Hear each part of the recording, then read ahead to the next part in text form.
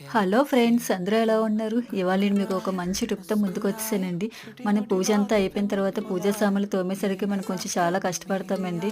నేనిప్పుడు చెప్పే టిప్‌తో మీరు అంత కష్టపడక్కర్లేదండి. చాలా సింపుల్‌గా, ఈజీగా క్లీన్ చేసుకోవచ్చు. ముందుగా పితాంబరి పౌడర్ పెద్ద ప్యాకెట్ ఒకటి తీసుకోవాలండి. తీసుకొని ఒక లెమన్ ఒకటి తీసుకోవాలి, పెద్దదొకటి. అందులోనే కొంచెం విమ్ గాని, ప్రిల్ గాని రూ. 10 ప్యాకెట్ అయితే సరిపోతుందండి. పెద్ద ప్యాకెట్ పితాంబరి పౌడర్‌కి రూ. 10 ప్యాకెట్ అయితే కరెక్ట్‌గా సరిపోతుంది. ఆ ప్యాకెట్ అంతా మనం మిక్స్ చేసుకోవాలండి. మిక్స్ చేసి అందులోనే లెమన్ కూడా స్క్వీజ్ చేసుకోవాలి. స్క్వీజ్ చేసి కన్సిస్టెన్సీ ఇలా రావాలండి. ఒక డబ్బాలో వేసుకొని మనం ఇది 1 ఆర్ 2 మంత్స్ వరకు మనకి స్టోర్ అయితే ఉంటుందండి. ఎక్కడ పాడవదు.